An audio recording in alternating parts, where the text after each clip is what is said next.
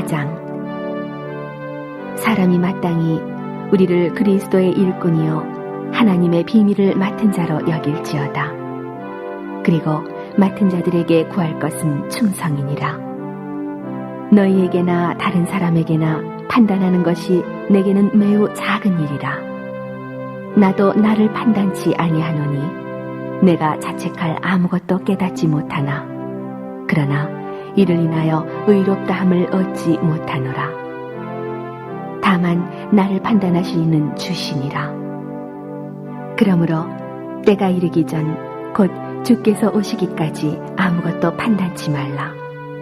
그가 어두움에 감추인 것들을 드러내고 마음의 뜻을 나타내시리니 그때 각 사람에게 하나님께로부터 칭찬이 있으리라. 어느덧 2023년 마지막 주를 우리는 보내고 있습니다. 유명한 그 화가 중에 미켈란젤로가 어느 교회의 천장 벽화를 거의 완성할 때의 일이었어요. 미켈란젤로는 마지막으로 마무리를 계속하고 있었습니다. 그를 도와주던 조수 중 한 사람이 이렇게 말했다고 합니다. 선생님, 이제 끝나지 않으셨습니까? 자네 눈에는 이것이 끝난 것으로 보이는가? 내 눈에는 아직 끝나지 않았네. 그리고 그는 몇 달을 더 계속해서 이 작업에 매달리는 거예요. 마침내 작업은 완전히 마치게 되었습니다. 그러나 그는 아직도 작업 도구를 치우지 않고 계속해서 그 천장을 보고 있는 거예요. 다시 한 사람이 이렇게 물었습니다. 선생님, 이제는 정말 다 끝나지 않았습니까? 그때 미켈란젤로는 이렇게 말했다고 합니다. 내 눈에는 끝났는데 주님 보시기에는 어떠할지 모르겠고. 이것이 마지막 후회 없는 결산을 위한 마음이라고 할 수가 있습니다. 우리는 언젠가 일생을 결산하는 그런 마지막 순간을 맞이하게 될 것입니다. 이런 때가 오기 전에 우리는 지난 날을 돌이켜볼 필요가 있어요. 찬양 중에 이런 찬양이 있습니다.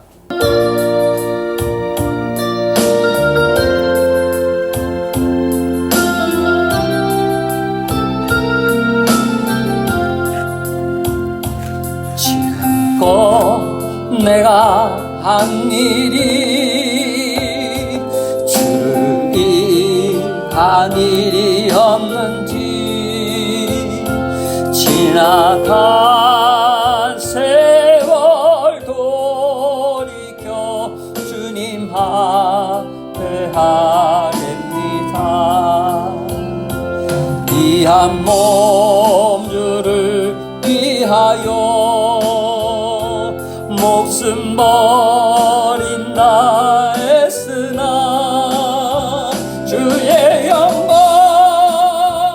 이루하고 나의 자랑 앞세웠으니 내가 가는 이 길이 주를 위한 예수 이름을 파는 바론 유다와 같습니다.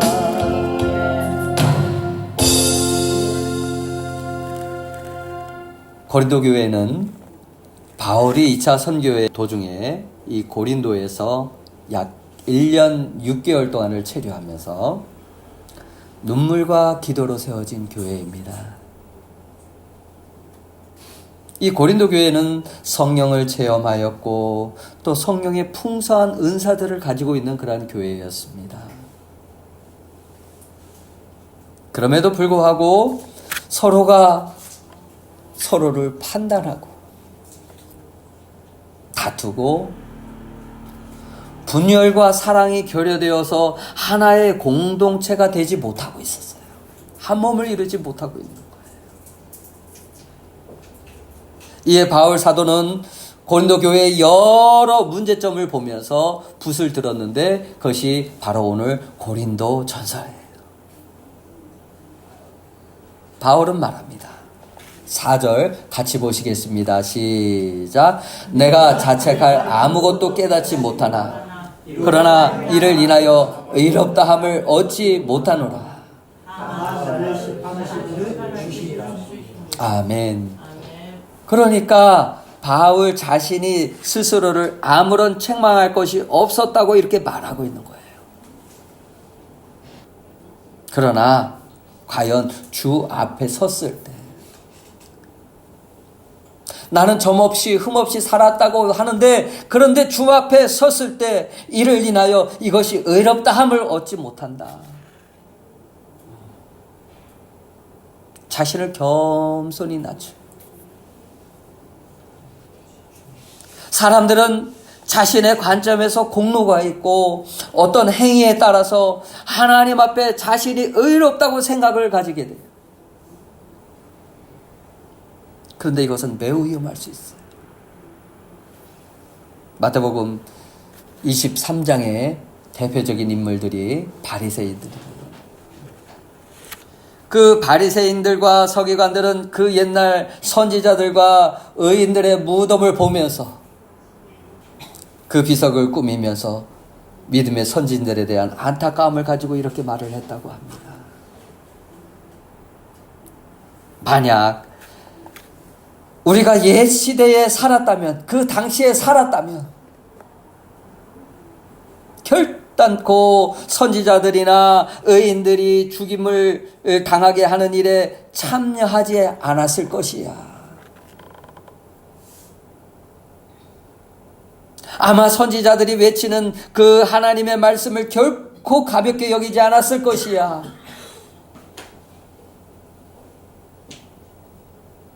당시 사람들은 선지자와 의인을 몰라보았지만 우리는 잘 알아보았을 것이야.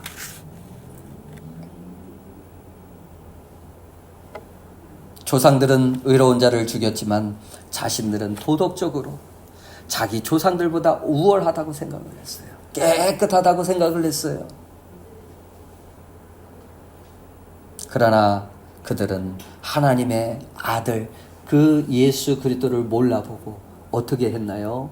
십자가에 못 박는 일에 쓰임받는 사람들이 돼요. 우리도 바리새인들보다는 그래도 악하지 않아. 그래도 나을 거야. 그들보다 하나님을 더 잘 섬길 수 있어. 물론 그래야 합니다. 더 잘 섬겨야 돼요. 하지만 이 바리새인의 위선된 모습을 우리도 가질 수 있습니다. 우리도 적은 금액인 은 30에 예수를 파는 그 가룟 유다와 같이 살 수 있어요. 그래서 자만할 것이 아니라 정말 예수를 나의 주인으로 섬기고 있는지, 예수님을 나의 중심에 모시고 살아가려고 힘쓰고 있는가, 이렇게 자신을 돌아보는 것이 중요하다는 거예요. 여러분은 이 한 해 동안 얼마나 예수를 위해서 살았습니까? 그렇게 살지 못한 것 같아. 그냥 그걸로 끝나는 것이 아니라 돌아보고 내년에는 이런 일이 없어야지. 우리의 신앙생활에서 교회에 열심히 나오고 열심히 예배하는 것보다 더 중요한 것은 예수 그리스도를 향한 그 우리의 마음이에요. 아멘. 어떤 왕이 거울 앞에 자신의 모습을 보면서 항상 자랑스러워했어요. 참 멋있게 생겼어. 내가 나를 봐도 참 멋있단 말이야. 어느 날 그 신하가 참 한심하게 여기고 그 거울을 치워버렸어요. 다음날 왕이 자기의 모습을 보려고 거울을 찾았는데 이 거울이 없는 거예요. 다만 거울이 있던 그 자리에 창문을 통해서 거리를 오고 가는 그러한 사람들의 모습이 보였습니다. 거리를 오고 가는 사람들은 지쳐 있거나 피곤해 보였어요. 힘들게 물통을 머리에 이고 있는 그 여인과 굶주린 아이를 보이게 됩니다. 여지껏 자신만 봤는데 다른 사람들의 주변 사람들이 보이는 거예요. 먹을 것을 찾기 위해서 쓰레기통을 뒤지는 그 아이들의 모습이 보입니다. 그리고 성문 어귀에서 구걸하는 병인들, 새카맣게 그을린 농부들이 땀 흘리면서 열심히 일하는 그런 모습들, 그런 모습을 보니까 왠지 자신이 좀 부끄러워지기 시작하는 거예요. 그래서 왕은 자신의 화려한 그 의복을 벗어버리고 백성들에게 다가가서 그들의 귀를 기울이고 그들의 아픔을 함께 나누었다고 합니다. 인간은 오직 자기만을 바라보고 관심을 쏟고 있는 동안은 그 무엇도 볼 수가 없고 또 어떤 소리도 들을 수 없게 됩니다. 그러므로 바울은 자기의 관점에서 본 내 인생의 결산은 바람직하지 못하다. 나를 옳게 여기는 것, 그거는 바람직하지 못하다. 그 너머에 다른 주님의 뜻이 있을 수 있다. 그래서 4절에 이렇게 얘기를 하죠. 다만 나를 판단하시는 주님이시니라. 누가 나를 판단해야 마땅합니까? 주님이셔요. 내 삶의 구주와 주님으로 영접하신 분, 나를 창조하신 분, 나를 인도하시는 분, 마지막 날에 나를 심판하시는 분, 그분이야말로 가장 완벽하게 그리고 가장 정확하게 그리고 가장 공정하게 나를 판단해 하실 주님이신 것을 여러분은 믿으시기 바랍니다. 하나님께서 결산하실 때는 어둠에 감추인 것들을 드러내고 사람들의 마음의 뜻을 나타내실 것이에요. 5절 같이 보시겠습니다. 시작. 그러므로 때가 이르기 전 곧 주께서 오시기까지 아무것도 판단치 말라.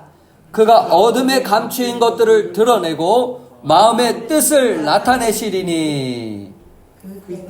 아멘. 거기까지. 아무것도 판단하지 말라. 이 말은 하나님의 자녀들, 일꾼들에 대해서 함부로 판단하고 말하지 말라는 얘기예요. 이 침례 요한은 꿀과 메뚜기만 먹고 살았어요. 그리고 하나님 나라를 외치면서 회개를 외쳤어요. 이 요한의 외침에 사람들의 반응은 뭐라고 얘기를 하냐면 저마다 저 사람은 귀신 들렸어. 비난합니다. 정죄합니다. 즉 하나님의 나라가 이미 임하였다는 것을 선포하는 침례 요한을 도리어 정신적으로 이상한 사람이거나 미친 사람으로 취급을 해버리는 거예요. 그런데 예수님은 침례 요한과는 달리 십자가에 달리시기 전까지는 일상적인 생활들을 하셨어요.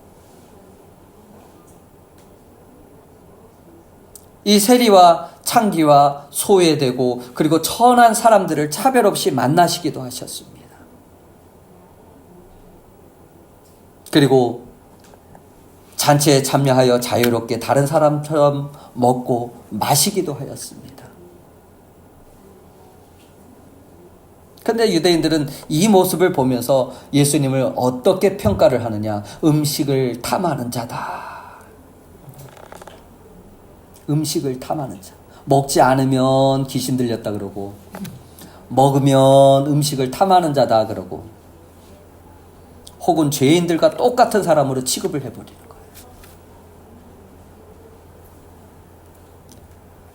오히려 자신들의 사고와 맞지 않는다고 함부로 판단하고 비난하고 있는 거예요. 그런데 그 성경에 나와 있는 그 모습만 그러느냐? 우리는 안 그럴까요? 우리 교회에서는 그런 게 별로 없는데 다른 교회에서는 그런 게 있더라고요. 보니까 흔히 겪는 일 중에 사모가 옷을 좋은 것을 입으면 아이고 돈이 남아도네. 제대로 입지 못하고 막 그냥 옷이 없으면은 얼마나 궁색하면은. 예, 옷 하나 제대로 사 입을 돈도 없느냐고. 그렇게 말을 한다고 해요. 그런 판단들을 우리는 너무 쉽게 해요. 그런 판단들을 하지 말라고 하는 거예요. 또 어떤 판단? 저 사람은 구원 못 받아. 아이, 저 사람은 교회에 안 나와요. 아, 저 사람은 죄인이야. 죄가 많아요.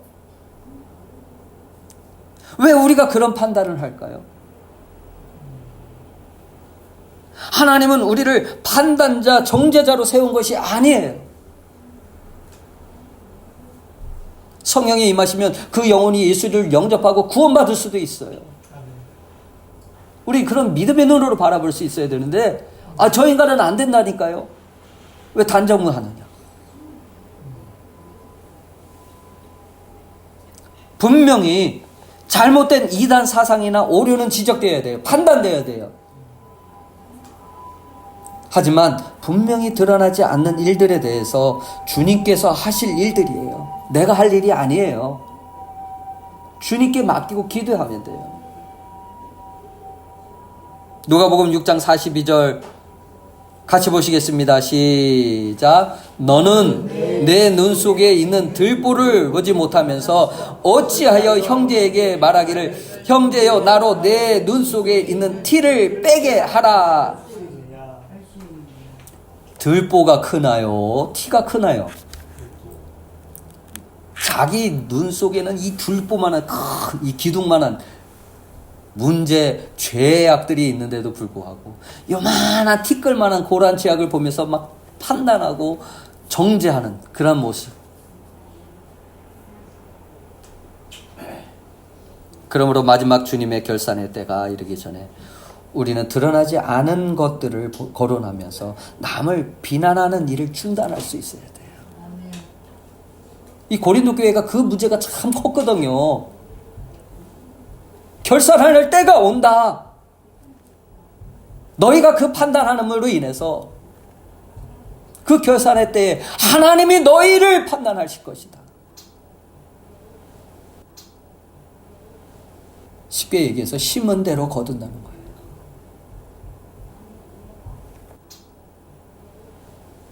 가끔 누군가 이렇게 말하는 것을 듣습니다. 잘 알지도 못하면서. 아, 우리 딸내미한테도 가끔 그런 얘기 들어요. 잘 알지도 못하면서. 짐작으로만 형제를 판단하고 여기저기 있잖아. 그 사람이 그런데 이렇게 얘기를 하더라고. 거기서 판단했으면 그걸로 그냥 끝나야 되는데 또 다른 사람에게서 온전하지 못한 거를 갖다가 얘기거리로 만들어서 수군거리는 것을 어떨까요? 그런 모습을 보면 기분이 참 안 좋지요. 네.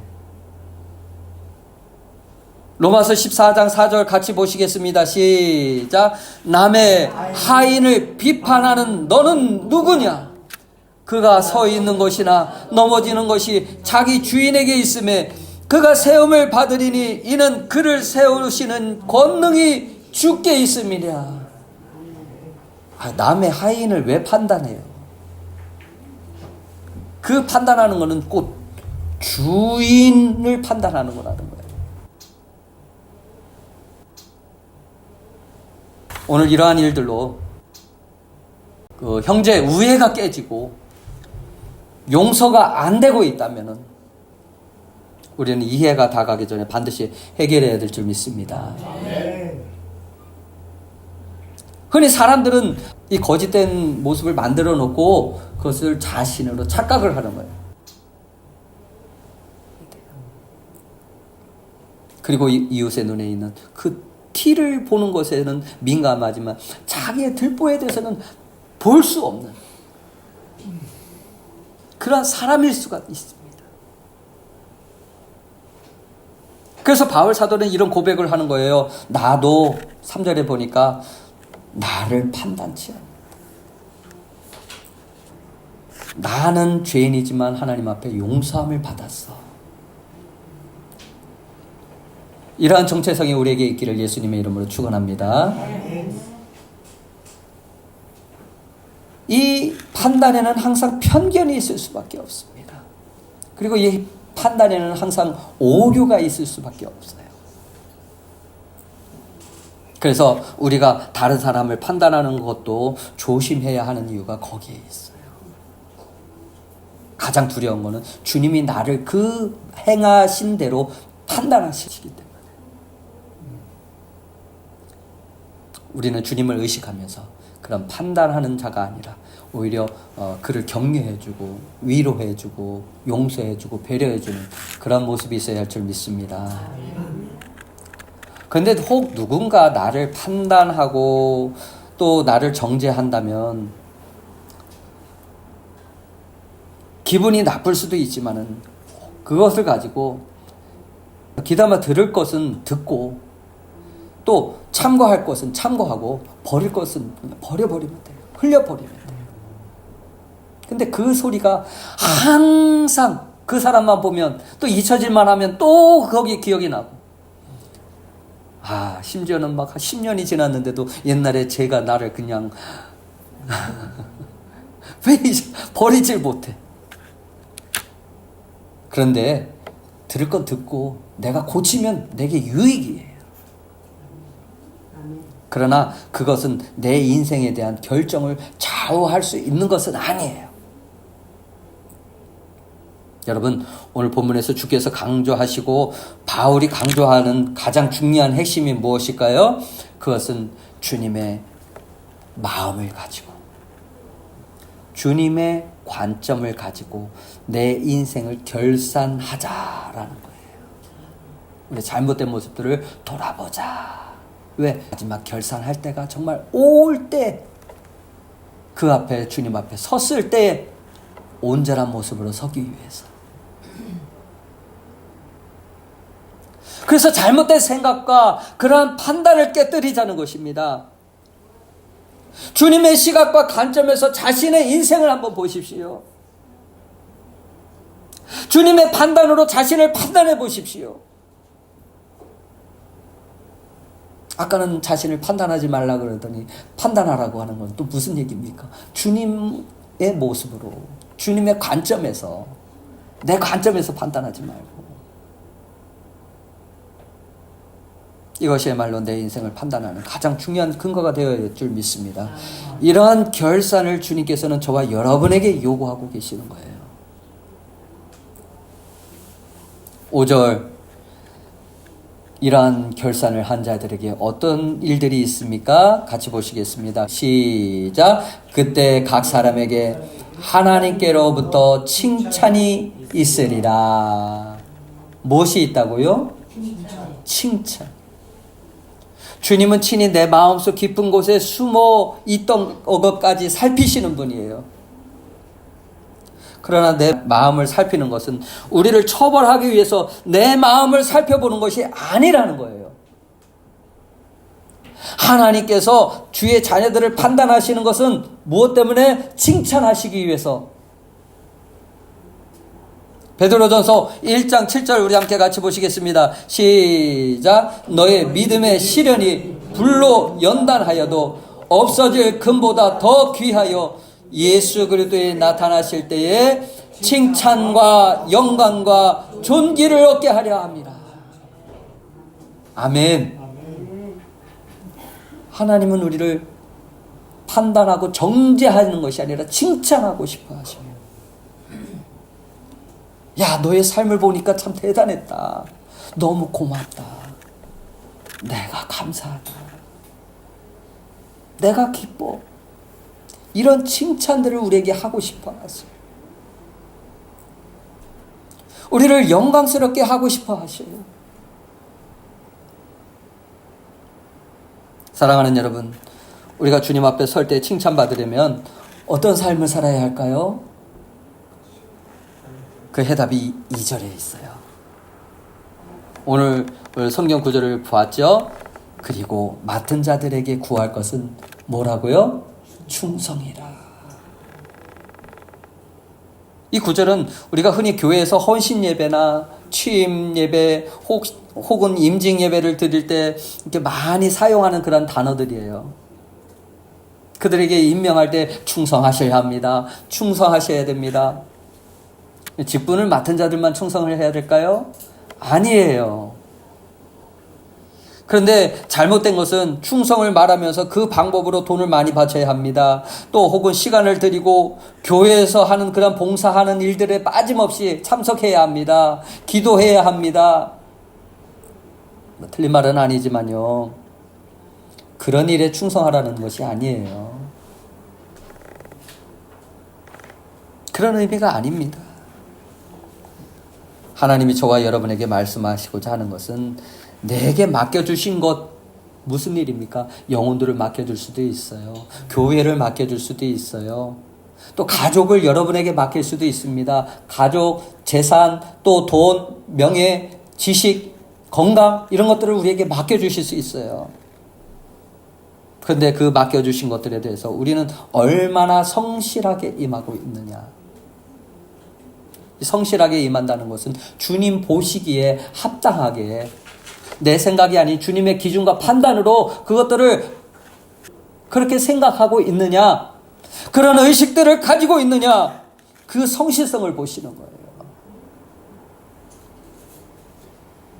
금년 한 해 동안에도 주님께서는 저와 여러분에게 많은 것을 맡겨주셨습니다. 하나님이 우리에게 맡겨주신 달란트, 각기 그 재능은 다르지만 맡겨주신 재능을 가지고 얼마나 우리는 성실하게 임했습니까?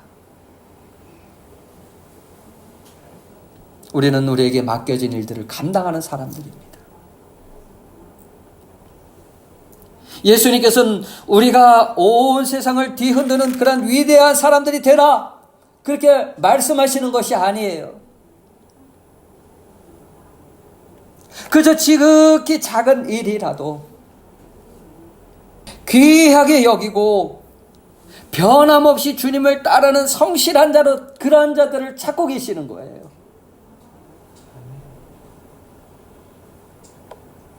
그러나 이 본문에서 말하는 일꾼은 교회에서 직분을 맡은 사람들을 말하는 것이 아니라 1절에 보면 그리스도의 일꾼과 하나님의 비밀을 맡은 자다라고 이렇게 의미를 부여하고 있습니다.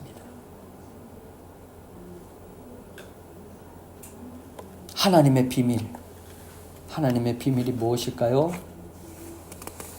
예수 믿고 죄 사함 받아서 그리스도 예수 안에서 새로운 생명을 가지고 살 수 있다는 것. 이 복음을 들은 자들.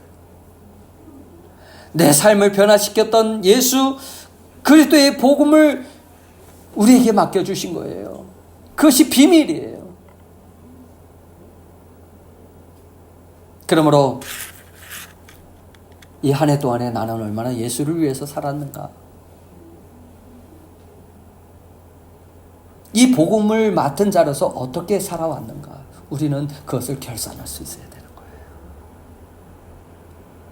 복음을 맡은 자로서 형제에게 해가 되고 판단하는 자가 되고 정죄하는 자가 되었다면 그 문제 해결하면 돼요.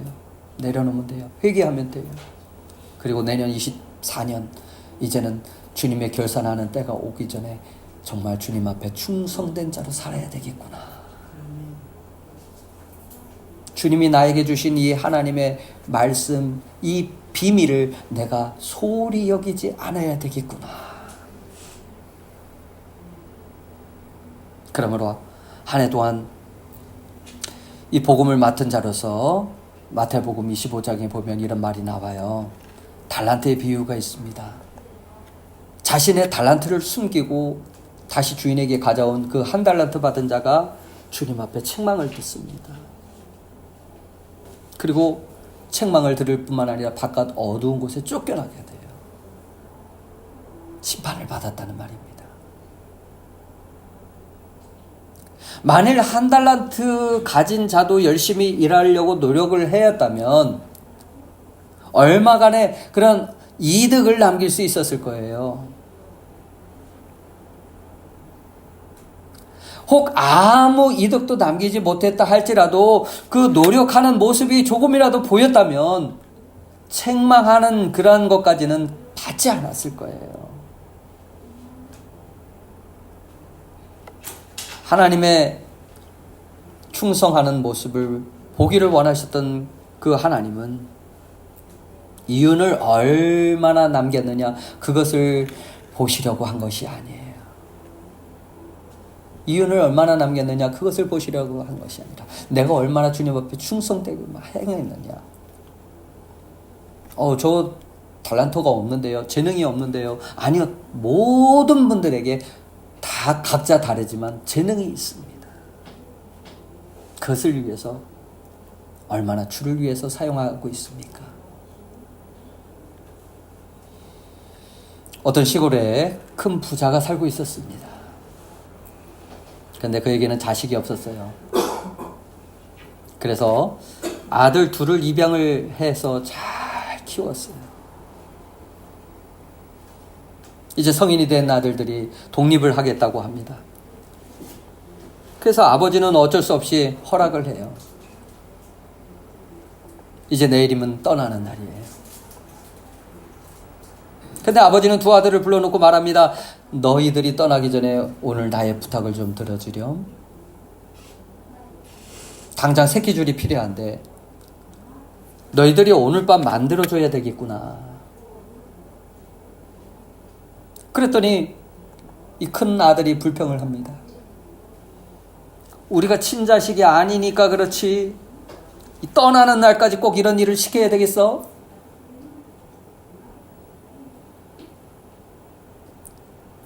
그러면서 어차피 아버지가 볼 것도 아닌데 하면서 대충 새끼줄을 꼬고 일찍 잠을 잤대요. 그러나 둘째 아들은 지금까지 키워주신 아버지가 감사해서 정말 정성을 다해서 그 새끼줄을 꼬았다고 합니다. 그런데 이튿날 아버지가 두 아들을 불러요. 그리고 창고에 돈이 가득한 그 자루를 꺼내다가 두 아들에게 말합니다. 어제 저녁에 정성을 다해서 꼰 이 새끼줄에 이 은전을 꿰어서 가지고 가거라. 너희가 여비가 필요하지 않겠니? 그때 불평하고 원망했던 큰아들은 새끼줄이 잘 꼬이지 않아서 은하가 이게 들어가질 않네.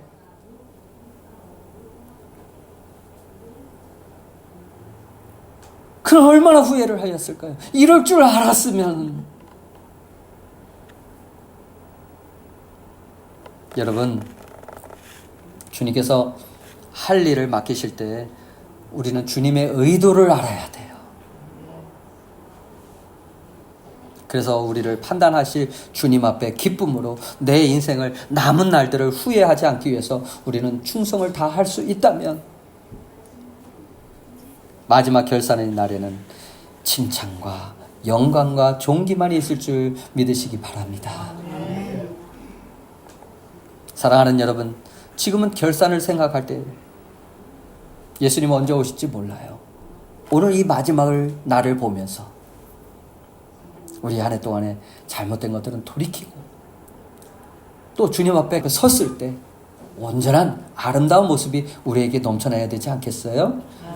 자신을 돌아보고 결산함으로 이제 옛것을 버리고 새롭게 새해를 맞이할 수 있는 저와 여러분이 되시기를 예수님의 이름으로 축원합니다.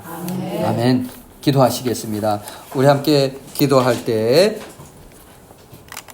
주님, 우리 마음과 생각 가운데 항상 주님 뜻대로 살아가게 해주시고 올바른 결산을 가지고 올바른 생각을 하게 하여 주셔서 또 주님 앞에 칭찬과 주님 앞에 명성을 듣는 그예한 하나님의 자녀들이 다 될 수 있도록 역사하여 주시옵소서. 우리 함께 같이 기도하시겠습니다.